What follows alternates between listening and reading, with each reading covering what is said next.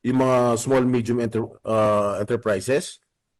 Mm. Wasak yan. Kung sige halimbawa pumayag ang Senado, 200 pesos. I-adapt namin yung House version. Ano sa tingin mo in the future? Lalong maraming mawawalan ng trabaho dahil maraming magsasara ng mga kumpanya. Because they cannot afford it. What do they want to do? They want our economy to collapse?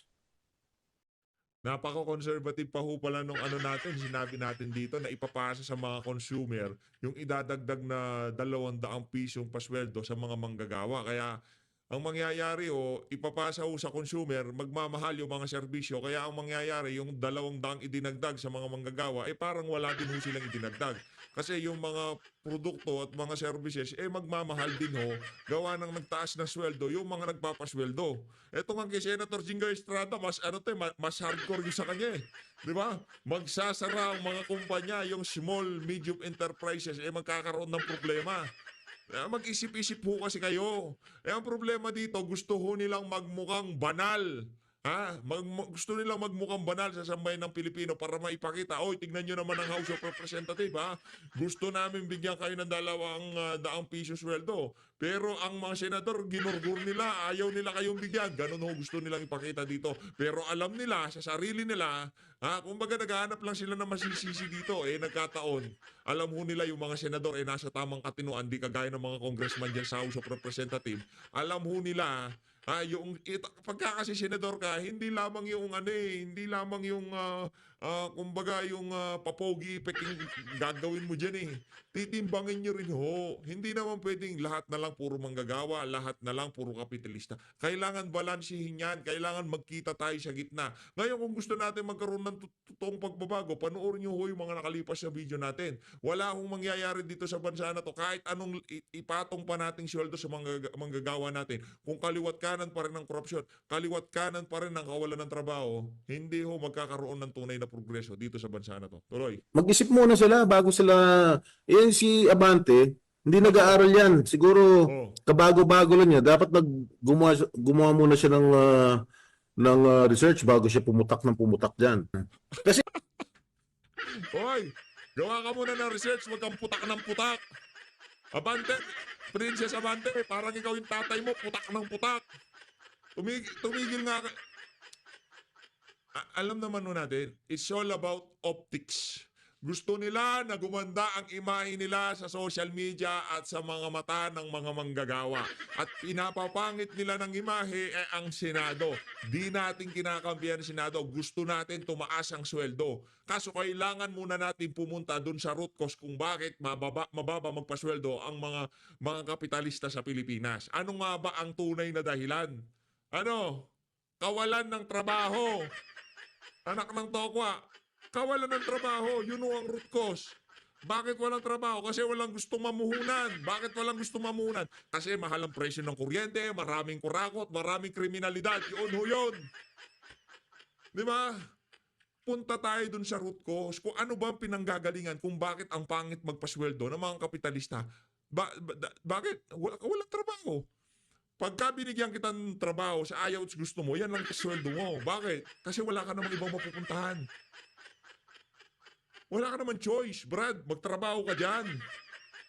Di ba? Pero kung yan, napakaraming investor, napakaraming nagbubumang ekonomiya, napakaraming mga bagong pabrika, yaang mga pabrika na yan, sila ang magpapagandahan ng benepisyo. Baka hindi na nga sweldo uusapan natin dito, benepisyo na. Yung tipong meron ka pang abroad trip. Tipong mga gano'n, yung covered ng insurance, pati lolo't lola mo.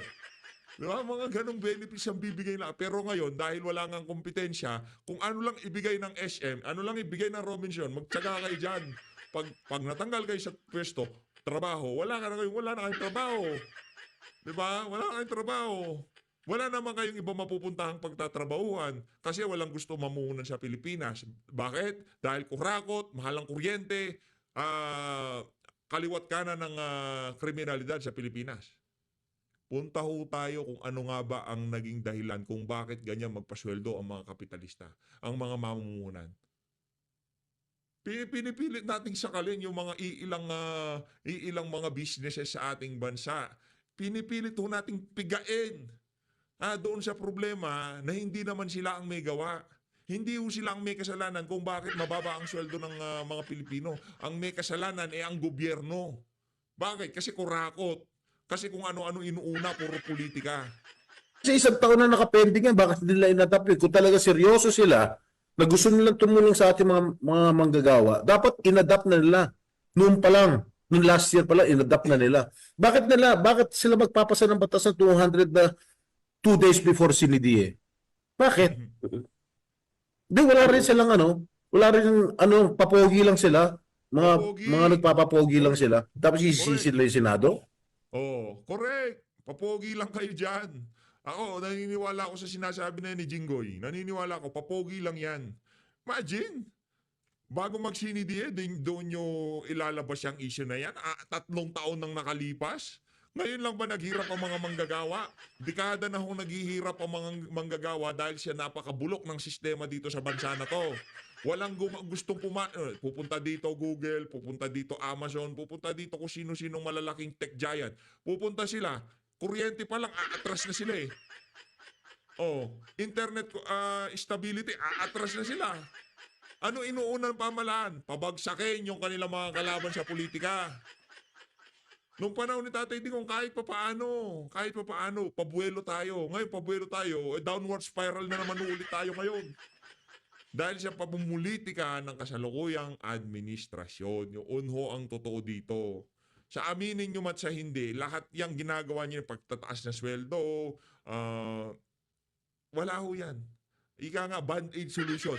Yung pagtataas ng sweldo, wala yung ayuda na ipanamimigay ng gobyerno, parang itong mga mamumuhanan na to, sinasampal-sampal nyo, taas nyo yung sweldo ng mga manggagawa nyo.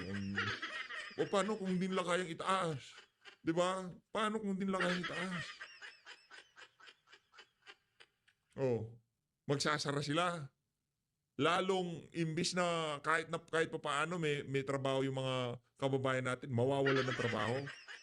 That's not right. Hindi naman tayo pwedeng tumaas ng 100. Dahil pag ginawa mong 200 dyan, alam mo, our economy will collapse. Hindi might collapse, will collapse.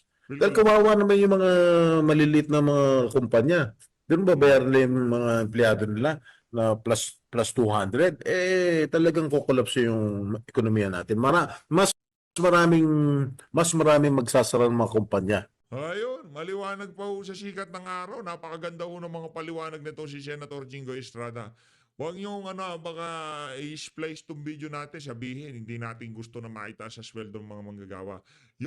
Kailangan ho ng mga manggagawa yan. Ha? Kailangan ho ng ating mga kababayan yan taas sweldo na yan. Pero dapat tumaas yung sweldo dahil sa kompetensya. Dahil sa kompetisyon nitong mga pabrika na to, pagandahan sila ng mga benepisyo o pasweldo sa kanilang manggagawa. Hindi yung tipong sasakalin mo lig nitong mga maliliit na businesses, di ba? Mga small medium enterprises para lamang makapagpapogi. Pero alam ng mga taga-usap representative, kahit si Marcos Jr., di ho niya pipirmahan yan. Kumbaga yan, napag-usapan na yan. Ngayon, ito ang tugon nitong si Princess Abante sa lahat ng ingay na yan sa social media. Kasi meron dami nagsasabi, si Romualdez gustong tumakbo ng presidente. Ngayon, magsasalita na ho ang pinaka-bagong poodle toy na pinakabagong aso nitong si Romualdez, itong si Princess Abante. Pakinggan natin mga punto de vista niya. Malinaw po. Wala sa kilos, pananalita o gawain ni Speaker Romualdez ang pagtakbo sa 2028. Nako! Hindi siya nagpapakita sa media para magpasikat. Wala siyang Madam, wag mo nang gawing santo, wag mo nang pagmukhang mabait yang na yan, yaang mama na yan. Paano siya tatakbo? Tumakbo na senador yan, di nga nanalo. Paano siya tatakbo? Paano niya, allergic sa kompetisyon niyang mama na yan. Ano nangyari doon sa kalaban niya? Nadisqualify. Na-disqualify. Di ba yung kalaban niya dyan sa Leyte? Na-disqualify. Tapos tatakbo ka ng presidente, tatakbo ka ng senador. Hindi niya kaya. Maatakayin sa puso yung mama na yan. Pagka nakita niya, naku, daming kalaban dito. Dapat ma-disqualify din yung mga yan. Ang panalo lang ni, kunyari, tumakbo yan na senador, ang panalo lang ni Martin Romualdez kung siya lang mag-isa sa balota. Kung tumakbo yan ng vice presidente, panalo lang ni Romualdez, Martin Romualdez, kung siya lang mag-isa sa balota. Diyan lang mananalo yan si Romualdez. Kasi kahit na, halimbawa, Romualdez, Barangay Tanod, mas pipiliin ko pa yung Barangay Tanod kay Romualdez. Diba? Parang ano lang ho yan, Trillanes malapitan. Trillanes versus Barangay Tanod. Mas pipiliin ko pa yung Barangay Tanod. Kaya ayaw niya nang merong kalaban. Kasi pagka nagkakalaban siya, sigurado talo siya. Tuloy. Ng press con para magpabango. Hindi rin siya gumagamit ng TikTok or vlogs para magpa-cute. Ang inuuna niya, serbisyo, hindi sariling interes. At higit sa lahat, si Speaker ay kilala sa paggawa ng mga desisyong mahirap at hindi palaging popular. Ganyan ba ang may plano sa Hindi laging popular. Ano hindi laging? Yan ang nga problema. Nagsasalita ng taong bayan, pinagpipilitan pa rin niya. Yan ang problema sa amo mo, Madam Toy Pudel. Diba? Isa sa mga ano yung chihuahua nito si Romualdez yan eh. Anong papabango? Walang plano tumakbo. Press con. Wala namang naniniwala sa kanya. Puputaktahin lang siya ng mga kababayan nating galit na galit sa mga kababuyan ng amo mo. O, paano siya magpapapress con? Wala nga nagmamahal sa amo mo eh.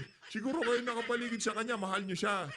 Pero kung tatanungin natin na sambayan ng Pilipino, kung pwede lang tanggalin niya si Romualdez bilang congressman ng Leyte, tatanggalin. Ang daming galit sa amo mo, madam. Ang lahat ng ginagawa ng amo mo para lang mawasak ang mga Duterte. Kasi alam niya wala na siyang political career. Might as well ibigay na lang sa iba. Basta wag Duterte. Ganun ho siya.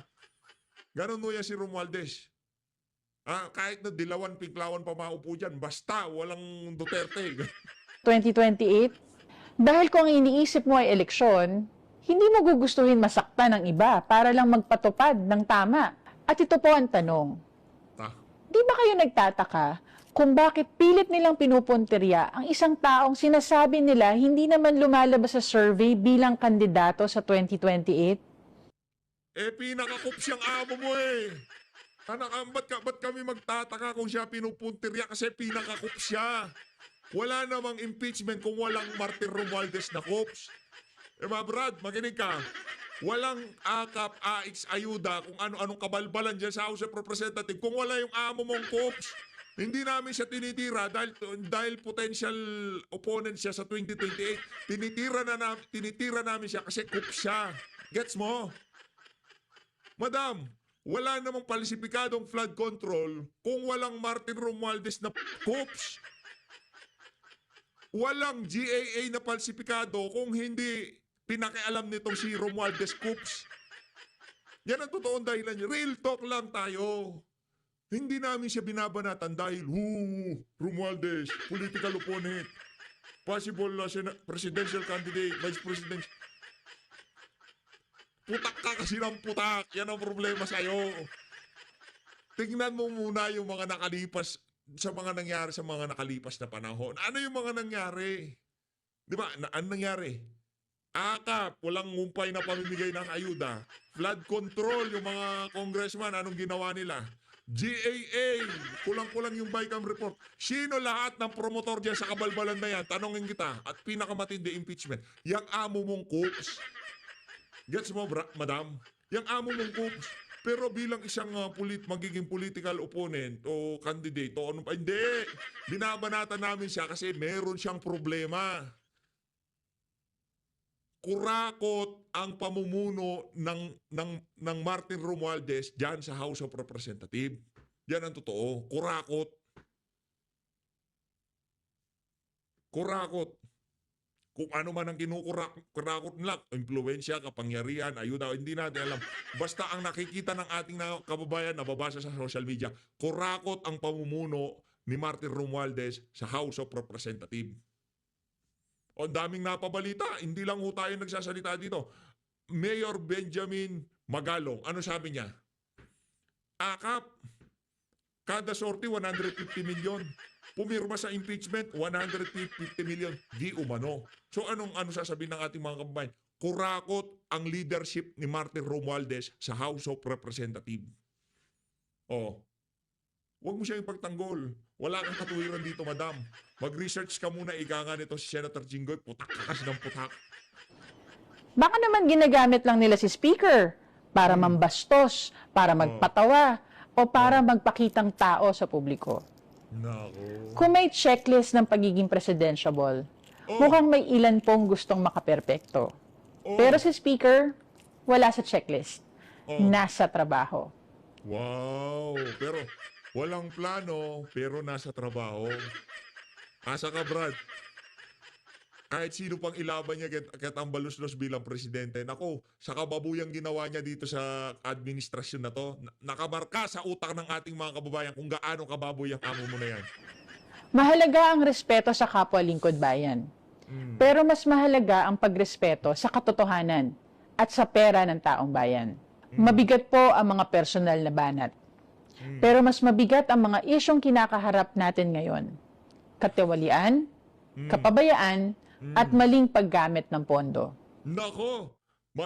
Meron pa bang mas mamali sa paggamit ng pondo sa pamimigay ng tag 5,000 sa mga benepisyaryong di natin malaman kung sino-sino? Meron pa bang mas bibigat doon sa bilyong-bilyong mga pinagsisingit nila sa budget, yung kinukuha nila sa mga hensya, 5 bilyon sa Department of Education, na itong mga individual lang na to ang makakagawa. Saldico Romualdez, sasabi ni VP Sara doon sa kanya naging press con. Meron pa bang bibigat sa mga aligasyon dyan sa amo mo na yan? Wala nang bibigat dyan, madam. O dito na tayo. Nanto ko, ito talagang si Ate Girl pagka ito na bumanat. Nag-ano ko kumbaga, umiinit yung ko mga kalamnan ko Di ba? Dalang na lang natin uminit ang kalamnan ngayon kasi, di ba, ito kasing ali na to, sa bagay, yan ang trabaho niya. Tanggalin, i-divert ang attention mula kay Tambaluslos papunta sa kanya. Kaso ang problema, hindi mo kayang pagtakpan ang mga kabalbalan ng amo mo, madam. Yun ang katotohanan. Kahit ano pang tago mo, ano pang pilit mo, hindi mo mapipigilan ng ating mga kababayan na hindi pag-usapan ng mga kababuyan ni Martin Romualdez dyan sa House of Representatives. Yun ho yun. Eto, react na ho tayo dito. Dito na ho tayo. Kay Senate President dito sa...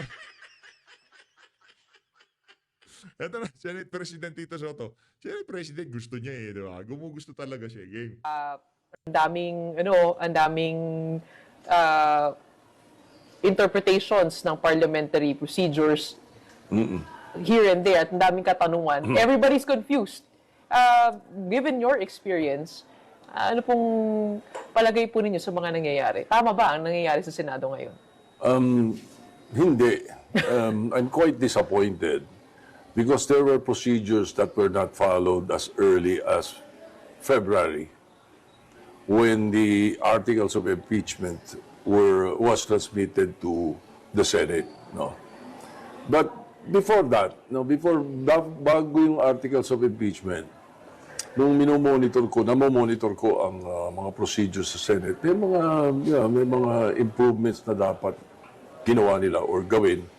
All they have to do is follow the old style, as old-timers, which I did. I served 9 Senate presidents. Linawin muna natin.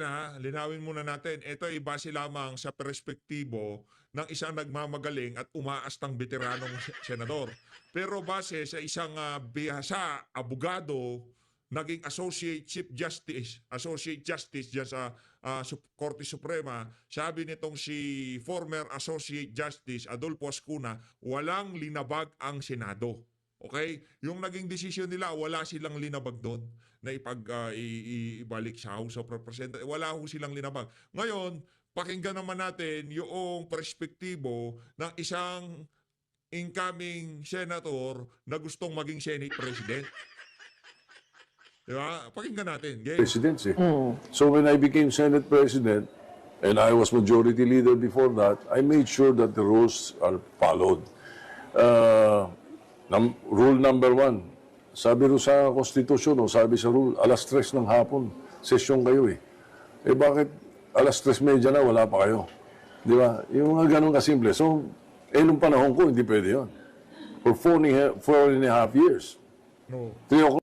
Sa panahon ko, nung tinanong siya paano mapapababa kuryente, di niya alam. Ano to ko? Panahon ko, ano ako, majority leader ako, ganito, ganyan ako.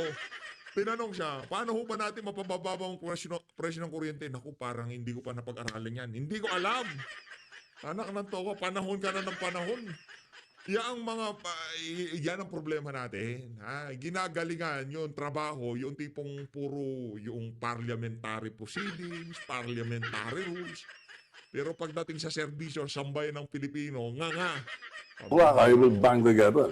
Yun ang rule isa sa talaga. mga- Lahat ng plenary hearings, dapat 3 o'clock. 3:00, nag-uumpisa ka dapat. Ano? Eh, yung oath-taking nga po, parang 4:30. Basta late sila no? Doon pa lang medyo, sabi ko nga, disappointed ako. Sabagay, kanya-kanyang style yun. Gusto nila style sila tardy. Okay lang, sige. Pero, so, if you ask me, ang anong opinion ko, yun nga, those were part of the disappointments, I could say. Now, when it comes to the goings-on lately, yun nga, yung February 5 na sinubmit ng articles of impeachment sa Senate, I said I was disappointed because I was expecting the Senate, through the Senate leadership, and in this case the Senate President who received it from the Senate Secretariat after it was transmitted by the HOR, should have informed the Senate and officially referred it to the Committee on Rules. The Rules Committee kasi should handle that. And it's headed by the majority leader. Hindi po ba magko-convene muna yung court bago ipasa sa Committee on Rules? Hindi. Dapat yung Committee on Rules ang pagpapasahan mo. At yung From the HOR? Yes. Sabi ni- No. So do the Senate. And the Senate leadership must refer it to the Committee on Rules. Yun ang tamang procedure. Alright? Why? Kahit yung simple na bill ganun ang ginagawa mo on first reading. You will always refer it to the proper committee handling that particular bill. How much more articles of impeachment? So, mapapagbintangan ka, inupuan mo. Because you did. You had 3 hours to do that. They received it at 4 p.m. They ended the session around 7 o'clock. Parang may sinabi po si Senate President Chis Escudero na sa Committee on Justice ni-refer at yun ang pagkakaintindi niya na dapat sa Committee on Justice. I doubt if they really did that, na re-refer sa Committee on Justice. Hindi rin. They did not refer it to any committee. There was no referral. All right? Now, whatever reason they are saying or they are using, after pagdating ng June 3, ginawa nila yung dapat gawin ni-refer sa Committee on Rules. Pero when did they do that? How many months after? So, hindi nakakapagtaka na kaming mga veterano of 2 impeachment proceedings, magtaka at maging disappointed on how it's being done. Pero yung pag-remand back to the House of Representatives, is that even legal? A legal option for the Senate to do as an impeachment court? Tingnan natin pakinggan natin. Ako excited ako dito sa mga punto de vista nitong si dito. Di ko napanood to. to. Probably yes, if they have reviewed and started the impeachment. Para mong nasabi, laman nun, hindi ka pa kayo nag-try. Hindi nyo pinakinggan yung articles. Hindi pa sinubmit. No? So, no, but even beyond that, no, not beyond, even before that muna, dun muna ako sa aking punto, which is, how did you do it? What did they do? They called for an impeachment court, nag-oath taking, pagkatapos nag-motion sa loob ng impeachment court. That is not done. A senator judge does not file a motion for a resolution. Look at the 2 other impeachments that we had. Look at the impeachments of the other countries. Look daw yung mga other impeachment. Yung kinonvict nila after several years, inakwit siya ng Korte Suprema. Look, pinagawa. Pambihira, Kung yun na lang mga nakalipas na impeachment trial na kinandak ng Senado, ng Supreme Court, at tawag dito, impeachment court ang ating pagbabasihan at yung pinakita nilang galing doon, wala ho kaming kabibiliban. Wala, pati sa proseso. Bakit? Kasi kinumbik nyo, maya-maya, inakwit. Pambihira, oo. Hindi nyo pwedeng gamitin yung mga nakalipas na ano nyo na yan, na mga nakalipas nyo dyan sa Senate. So, ano na yan, impeachment court. Walang ganun. Wala yan. They should have done it as a legislative body. Doon pa lang, iba na eh. Iba na yung ginawa. Tumawag muna ng impeachment court, pagkatapos parang gustong i-dismiss. Di ba? Pero naging remand. You know, let me set the record straight, by the way, no? I am not in favor of impeachment. I'm not also in favor. I'm not in favor. You know, I am, shall we say, neutral. Bakit? First of all, the Vice President is a friend of mine. Lalo na, the very dear friend of mine is the father. So, I can be very neutral in this. You know, I'm Very dear of mine is her father. Kabalbalan naman yan. Nung kinuha itong si tatay, hindi nga katay. Kulang na nga lang, magpalakpakan yung mga mata nyo eh. Dear friend. Dear friend mo si Tatay Digong. Pambihira, oo. Yung dear friend, nandun. Kasama niya sa hirap at ginhawa. Yung friend na nakita natin na yon, yan si Bebot. Yan si former Executive Secretary Salvador Medialdea. Yun ang dear friend.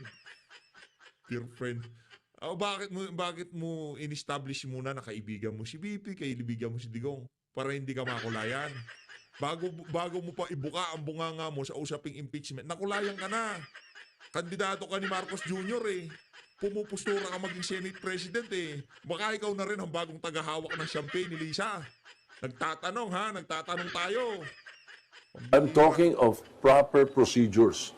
That rules and procedures should be followed strictly in this case. Because nakataya dito, division of the country, nakataya dito the political career of a The second highest official. Second highest official of the land. Kaya dapat yan, sinusunod lahat ng tama ng proper dapat gawin. Pero sabi ng po ni legislatura. Senate President Cheese, yung proceed forthwith ay actually in-affirm to ni Associate Justice Adolf Ascuna na siyang sumulat no forthwith na yung forthwith gives some wiggle room to have a reasonable form of delay. Kaya nga. Depende sa konteksto na Yeah. pumapalibot dun sa impeachment. Oo. At according to him then, reasonable yung pag-delay dahil nga nasa gitna ng campaign season, magkakahalalan, at yung pag-delay nito after the elections was reasonable, and if they get to convene as a court at nabasa yung articles of impeachment at nasimulan yung pag-summon, the Senate President would have done his job already. Don't you agree with that? That there was reasonable delay? Reasonable delay kung nasa Committee on Rules na. Dapat nasunod yung forthwith and a reasonable delay kung pagkatanggap, ni-refer sa Committee on Rules. Galing. Magaling pa siya kaysa kay Ascuna. Di ba? Mahuhusay itong mama na to. Pambihira talaga. Oo. Kaya ako, bilib ako dyan. Kay Soto. Lahat to alam niya kahit di siya abogado. What can the Senate then do then? Pero hindi ko lang alam kung ano yung spirit na sumasapi dyan, Kasi si Senator Boto de la Rosa, yung galing niya talagang kumbaga, yung guidance niya mahusay ho talaga. Pero dito kay baka espiritu ng champagne nila isang sumasapi dyan. So, No. May campaign. So yun daw yung magiging delay. Pero makakakilos ang Committee on Rules. Makaka-review. Makaka-suggest sa legislative body, the Senate as a legislative body on what to do. Bakit nakapag-hearing sila? Bakit nakapag-hearing ng ilang beses si Senator Marcos? At may mga hearing sila Senator Gatchalian. Di ba? Sa aking in other words, teka lang, di pa tapusan to ganun. Kakatapos lang gawin yung mga togay, ikaw naman namamadali ka eh. Tsaka nung mga panahon na yon, binigyan na ng binigyan na ng date kung kailan. Kumbaga meron ng tentative timeline which is sinabi ni Escudero, pwede namang mapalitan. Ngayon, kung nag-hearing niya si Amy Marcos, pinag-usapan yung ganito ganyan sa Senado, ano yun eh, hindi naman yun ang impeachment eh. Kasi bago pa ho yan, last year, nagkaroon ng tentative timeline. Yang si Cheese Boy Kilay, no? Ngayon, kung di nasunod yun, kaya nga tentative eh, di ba? Ngayon, kini-question niya, kung ano pala, kung ganito ganyan pala eh, pwede naman pala mag-hearing. Bakit hindi pa nun inumpisahan yan, di ba? Eh, siyempre, kailangan maging Senate President ang bagong tagahawak na siyang pinilisan. First, dapat nasunod yung forthwith. Kung natanggap ng Senate President, nirefer sa Committee on Rules, sabihin, ang Committee on Rules ngayon bahala kung anong gusto mong gawin dyan. Reviewin ninyo, padala nyo sa amin ng kopya, pag-aralan na namin yan. So, pagdating niyang gusto nilang mag-remand, June 3 lang nila pinag-usapan sa Committee on Rules, nag-conduct sila as an impeachment court. It becomes premature to take the allegations of the content of the articles of impeachment without conducting a trial or an inquiry at the very least. Dapat nag-trial or nag-inquiry sa laman bago mo sabihin na hindi, mali ito laman. Pinag-usapan niyo ba? Akala ko ba hindi niyo ni-repair? Ano ho bang papel ng Committee on Rules? Because meron na pong Senate rules on impeachment, di po ba? Yes. But the Committee on Rules, in the Senate, is the number one committee. It is the most powerful committee kung tutuusin because that is the reason the chairman of the Committee on Rules is the majority leader. The Committee on Rules, ang dinadaanan ng lahat. Dinadaanan ng lahat ng bills. Ang nag-i-schedule kung ano i-take up for the day or the agenda is always the Committee on Rules. Kaya siya lagi ang pinagdadaanan. And then, what contributes to my disappointment pagdating sa ganito? Kasi yung majority leader, lahat na magsasalita sa floor, dapat dumadaan sa majority leader. It is the majority leader who always tells the Senate President who to recognize. It's very seldom, unless very in rare cases, that the Senate President calls for recognizes someone who is not being recognized by the majority leader.